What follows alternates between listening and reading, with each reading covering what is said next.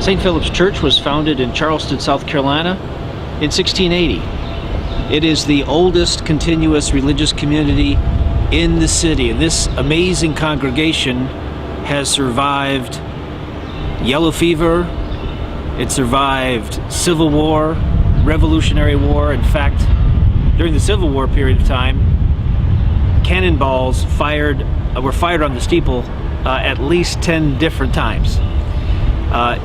In addition to it being one of the most famous churches in Charleston, its two cemeteries are the resting place for a vice president, several U.S. congressmen, governors of South Carolina, dignitaries of this, what's known as the Holy City, and also a signer of the Declaration of Independence. And periodically, every hour, its marvelous church bells, which were fashioned in France, grace the city's soundscape with marvelous bell tones.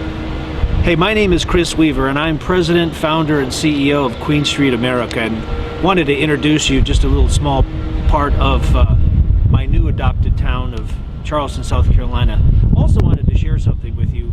Many times people ask me, Chris, how can I avoid getting in a bad mood or having a bad day? And I simply have to be very honest and tell folks that it's, quite frankly, impossible. You're going to have a bad day. You're going to have a bad mood.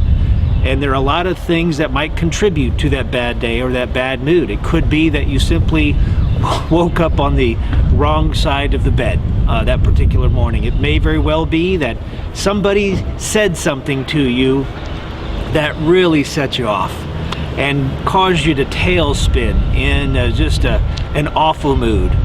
Or it could be that things are just not happening quick enough for you, so you're a little frustrated, and that contributes to a bad mood. So there may be some things that you can't control, those influences on you, but you can control your reaction to those influences. Now, I'm no expert in this field, but I can only share with you that I've had my share of very bad days. And here's what I've discovered. I think the first thing you have to do is recognize, oh, geez, I'm having a bad day.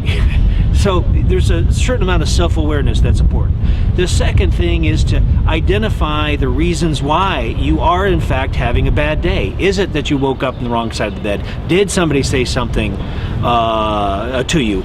Are things not progressing quick enough for you? Identify those things and then put together a specific to-do list for each of those items to address that, and you will find some comfort, if not some energy behind the action that's necessary to take place to get you out of that bad mood. And then the third thing I would recommend is just self-medicate.